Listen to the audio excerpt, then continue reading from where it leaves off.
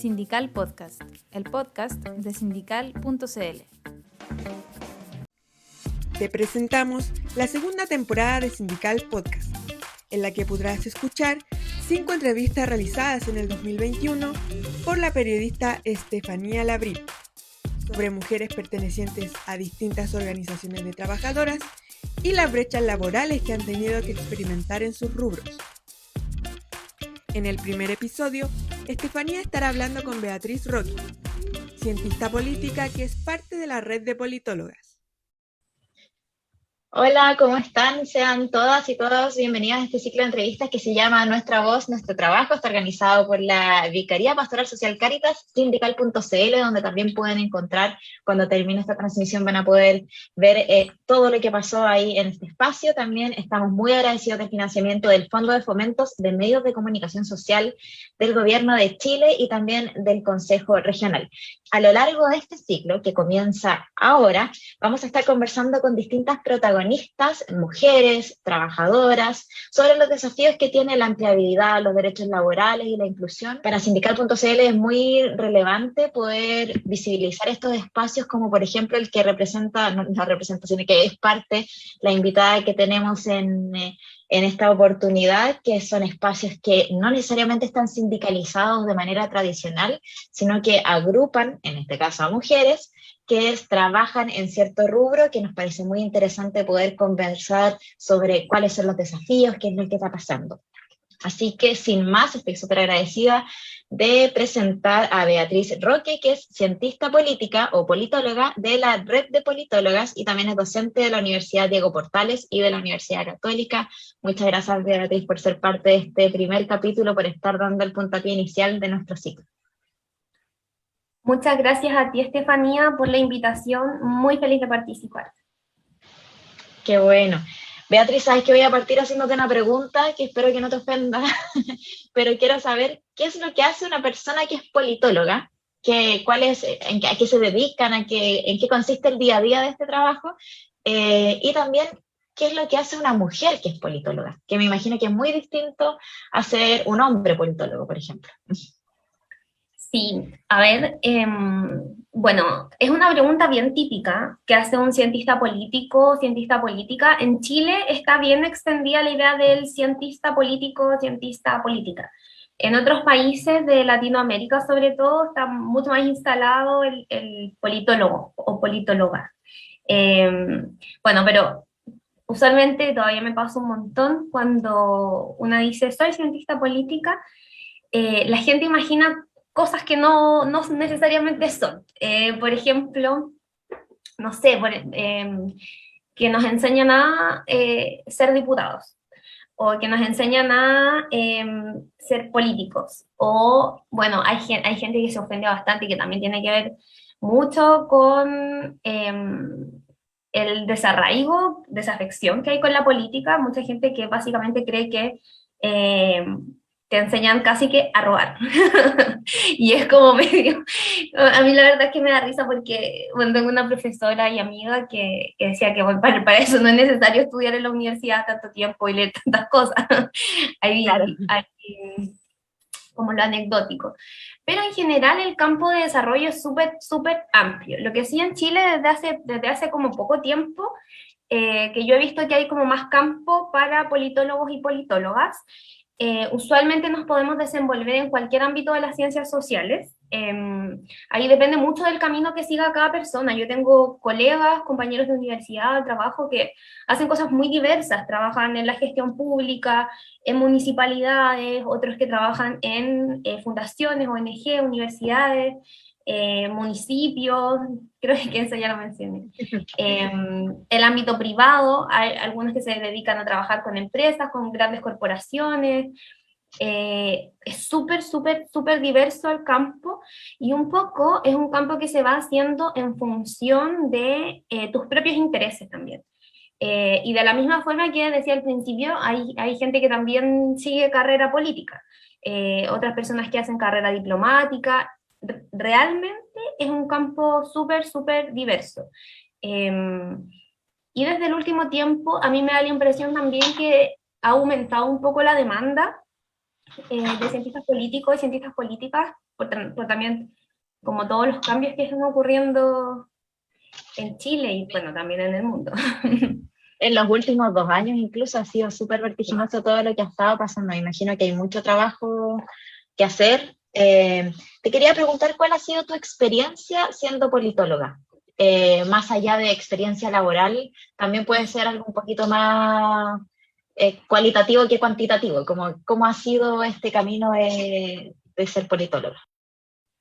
Claro, ha sido un camino como bien interesante. La verdad es que estudiar la ciencia política es muy, muy, muy interesante. Yo creo que es súper entretenido, también tiene como su parte quizás un poquito más dura, sobre todo para la gente que no le gustan las matemáticas o las estadísticas, porque también hay un desarrollo como de metodología súper, súper importante. Por ejemplo, un poco, y también desde los lugares donde yo he estudiado, tiene que ver con tratar de explicar ciertos fenómenos políticos o cómo se distribuye el poder en la sociedad, y para eso necesitamos utilizar metodologías, necesitamos leer lo que pasa con la realidad. Hay algunas personas que les gusta, por ejemplo, hacer, no sé, trabajar como en proyectos políticos en sí, está perfecto, pero en general lo que nosotros hacemos y aprendemos es a analizar, a trabajar en base a los datos que hay disponibles, a levantar datos, a recoger datos al respecto, para analizar cómo ocurre la distribución del poder, qué dinámicas intersectan esta misma, y de ahí es que viene como mi experiencia principalmente, que yo he trabajado mucho en mujeres y política, género y política. Específicamente porque también en la disciplina nos hemos dado cuenta, y en realidad la gran mayoría de politólogas desde hace quizás 30 años, quizás más, de darnos cuenta que la distribución del poder en la sociedad también está fuertemente intersectada por el género. Las mujeres no accedemos al poder de la misma forma que los hombres, y eso también es un elemento súper importante y súper interesante de destacar, porque de pronto, incluso en algunos escritos de politólogas muy reconocidas, se da cuenta que, por ejemplo, no sé, del año 98 o 97, ellas escribían que había una dificultad para estudiar los fenómenos políticos que afectaban a las mujeres. Entonces, que usualmente los politólogos, las personas que dirigían los doctorados, entre otros, lo que hacían era proponer temas de investigación que efectivamente fueran políticos, dejando de lado, por ejemplo, las brechas de género en política, los movimientos de mujeres, o preguntas como tan profundas y que no se han respondido, o en su momento no fueron abordadas, como cómo podemos identificar que un país es una democracia cuando el 50% de la población no tiene acceso al voto. Por ejemplo, sabemos que Chile es una democracia desde mucho antes de que las mujeres pudiésemos votar. Preguntas que no siempre nos hacemos, y preguntas que no siempre la ciencia política buscó responder. Entonces, ¿cómo yo me inserté específicamente como en el mundo laboral o en mi experiencia? Ha sido muy desde ir cuestionando estas dinámicas de poder en torno al género, y que si las vemos como de manera global, podemos notar que, bueno, es en los sindicatos, es en los gremios, es en los puestos de trabajo, es en las citaciones, es en todo ámbito, y sin duda en el mismo desarrollo de la disciplina también lo podemos observar. Siento que estas preguntas de las que hablas también en cierta forma son las que inspiran a que se forme una organización como la Red de Politólogas. Me imagino que muchas de las personas que participan ahí tienen esta misma inquietud, son todas mujeres además. Primero, ¿cómo nace esta red? ¿Cómo llegas tú a esta red? Y también me interesa saber mucho cuáles son los desafíos que identifican dentro de la organización.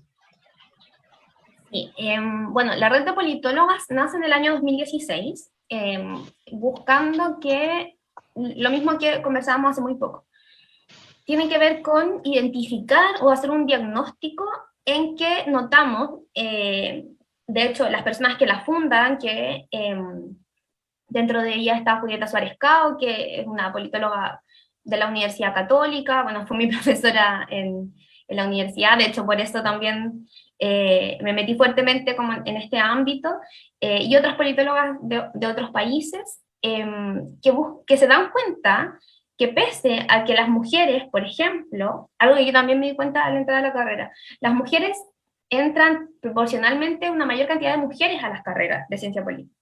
Eso no, lo hemos notado, y además, por ejemplo, a mí también me pasaba mucho en el pregrado que veía que en las salas eran muchas mujeres y quienes hablaban siempre eran muchos hombres, a diferencia de las compañeras.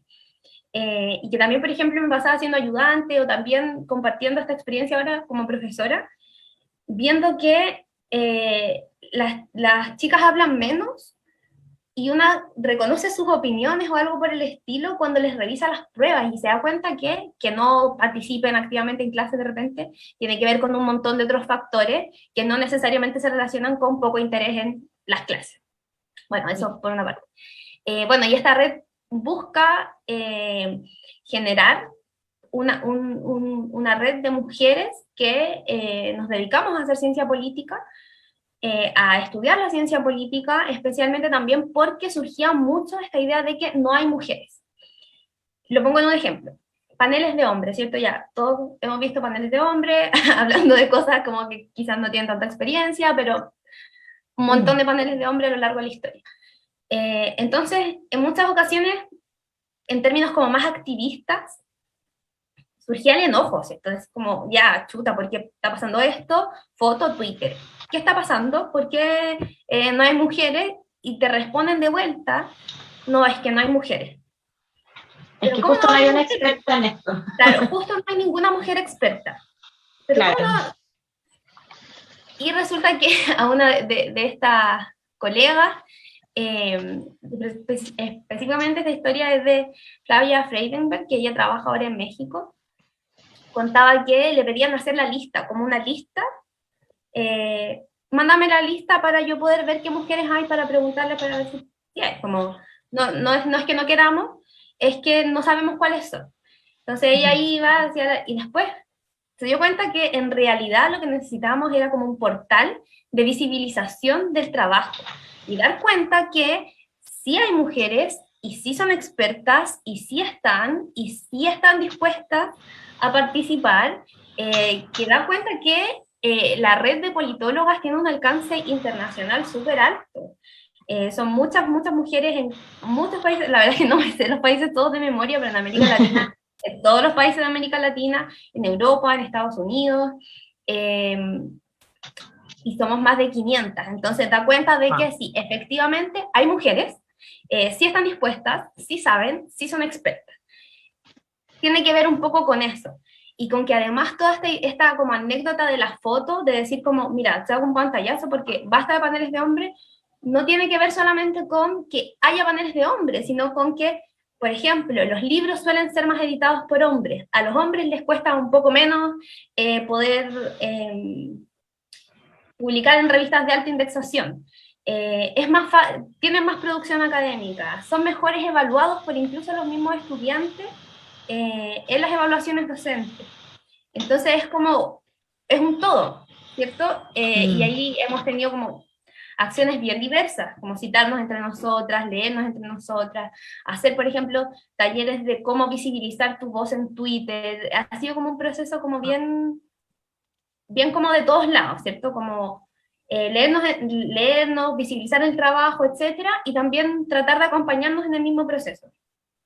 Wow, qué interesante eso que comentas, que esta inquietud, esta rabia por una foto en la que solamente hay hombres opinando, se replica también en hartos países, como habla de que hay un diagnóstico que algo no está funcionando también, quizás no solo en Chile, sino que en hartos lugares. Quiero invitar a todas las personas que nos están viendo ahora en Facebook, ustedes nos pueden dejar sus preguntas y vamos a estar leyendo las dudas que tengan para Beatriz al cierre de este espacio.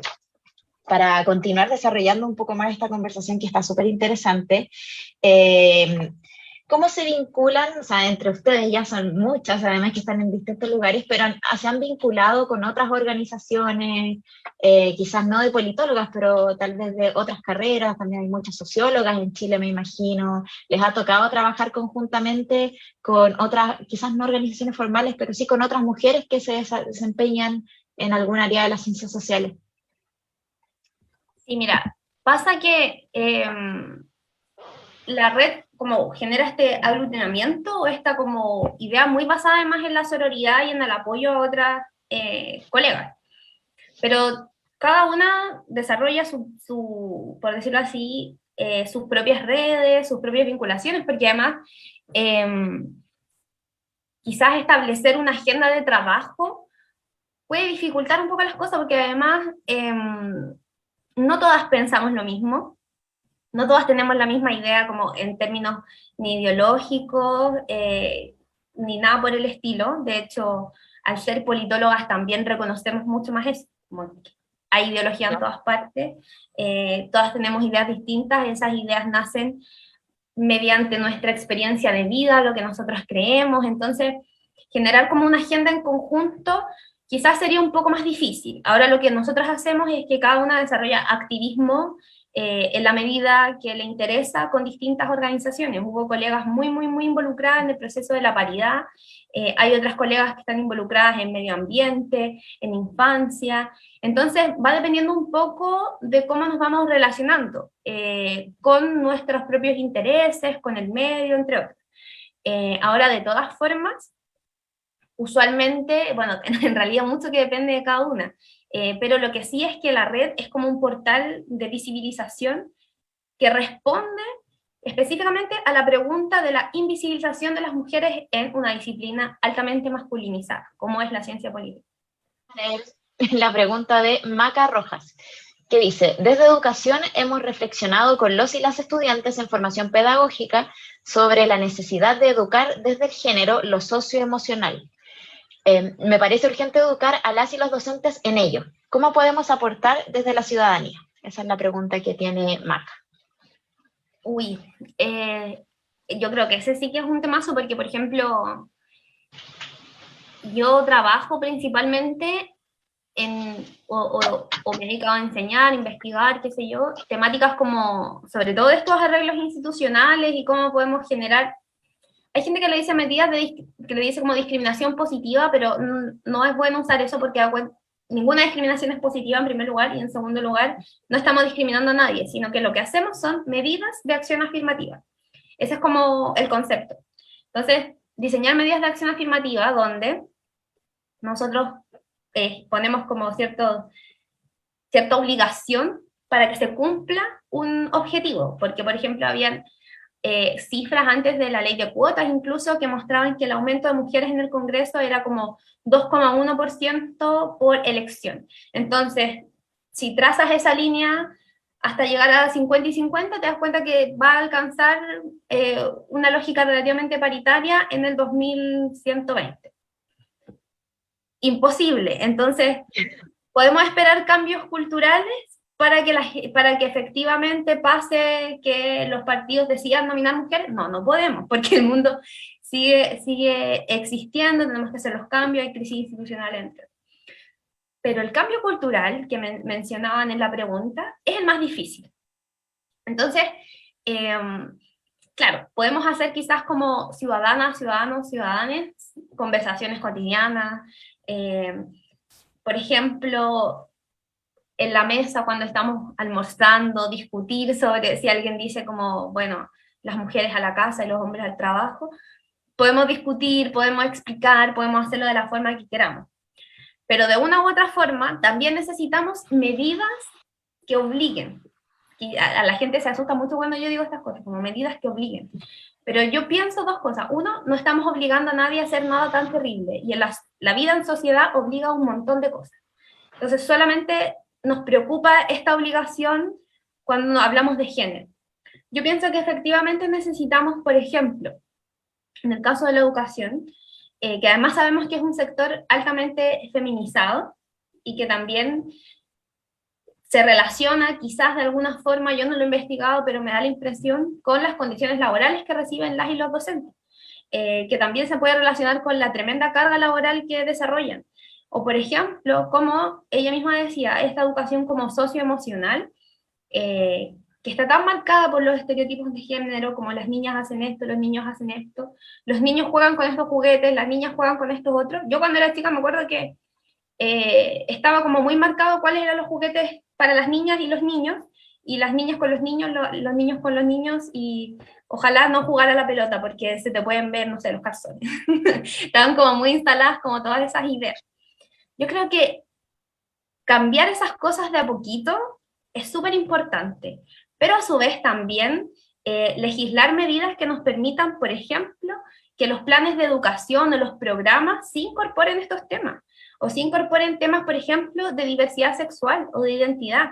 Nos damos cuenta además que el bullying, yo hace un tiempo estuve haciendo una colaboración con Todo Mejora, donde analizábamos como las variantes del bullying en las salas de clases, y el bullying por orientación y diversidad sexual es tremendo, y tiene unas implicancias emocionales para la vida de los niños y las niñas tremendas, y no solamente para los niños que, por ejemplo, sufren bullying, sino también para los que observan estas mismas situaciones y para los que lo ejercen. Entonces, necesitamos, sí, cambiar la cultura, ir conversando cotidianamente, pero también necesitamos tener políticas y programas robustos que faciliten todo este proceso como de cambio cultural. Y nos llegó una última pregunta y vamos a cerrar. La pregunta la envía Luna Díaz y pregunta: ¿cómo podemos generar incidencia para fortalecer el sistema laboral y fomentar legislaciones con enfoque de género en este marco? Además, ¿cómo la Constitución nos permitiría fortalecer los sindicatos? Es una pregunta muy desafiante. La verdad es que no tengo como la respuesta como tan técnica. Lo que sí puedo pensar que es súper importante que cuando las organizaciones sociales buscan incidir es mantener como una agenda común, ¿cierto? Necesitamos instalar agenda para que esas ideas puedan ser recogidas como política pública. Si no se instala una agenda, si no se establece como un problema público, entonces no va a haber una política pública que lo pueda legislar, regular, despenalizar, lo que sea. Entonces eso es lo fundamental. Ahora, sabemos que instalar agenda, instalarse en los medios, no siempre es fácil. Es una dificultad súper grande, sobre todo por las características que envuelven hoy en día los medios de comunicación y la forma en que se distribuye también el poder de informar a las personas o de poder llegar a otras personas. Ahora, las redes sociales también un poco ayudan a disminuir este efecto y a poder tener alcance con muchas más personas. Eso por una parte. Y por otra parte, también es súper importante conocer muy bien el proceso político de elaboración de una política, ya sea en el Congreso, generar, por ejemplo, algún tipo de mapas de actores que nos permitan entender el posicionamiento de todas las otras personas que también van a querer incidir en el mismo proceso. En muchas ocasiones nos pasa, en todo ámbito, que nosotros esperamos, por ejemplo, que si tenemos una propuesta de ley o tenemos una idea que queremos que sea política pública, creemos que presentándolo se va a solucionar y debiesen acogerlo, y si el trámite legislativo avanza, debiese salir bien. Ahora, para poder identificar como el éxito legislativo, también tenemos que considerar que hay un montón de otros factores y que mientras nosotros proponemos una política o proponemos una reforma, otros también van a estar proponiendo, y cuando la propongamos, otros también van a tener posiciones al respecto. Es súper importante identificar las posiciones de otros actores y poder generar lazos y redes para poder promover estos cambios. Un poco la experiencia de la paridad, desde mi perspectiva, da cuenta un poco de eso. Si bien la paridad, sobre todo las medidas de acción afirmativa, son...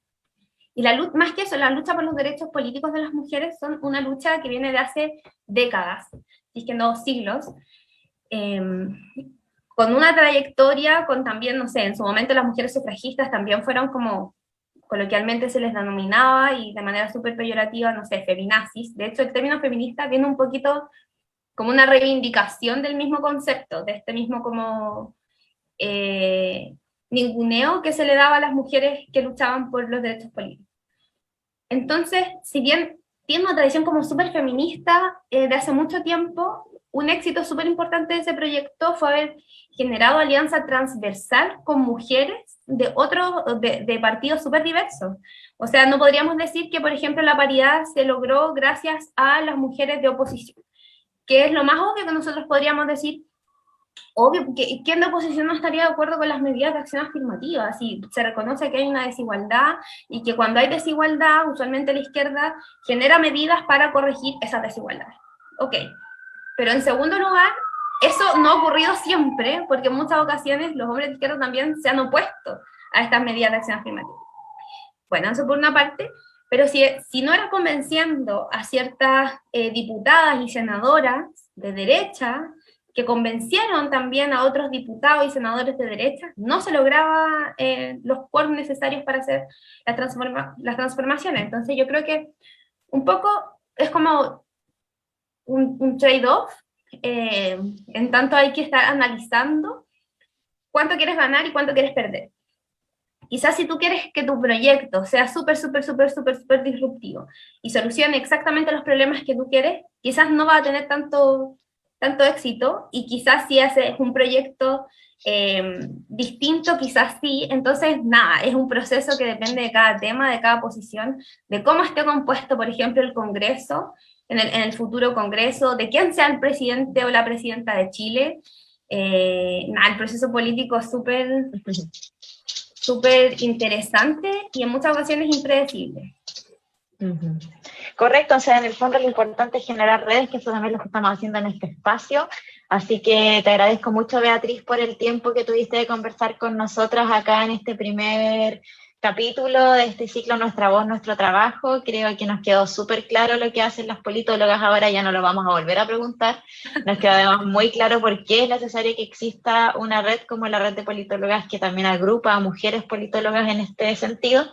Así que muchas gracias por participar de este ciclo. Gracias a todas las personas que participaron, a quienes mandaron las preguntas, y también muchas gracias a el financiamiento del Fondo de Fomento de Medios de Comunicación Social del Gobierno de Chile también y del Consejo Regional, a través del cual podemos hacer este proyecto.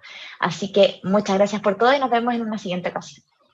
Muchas gracias, hasta luego. Chao.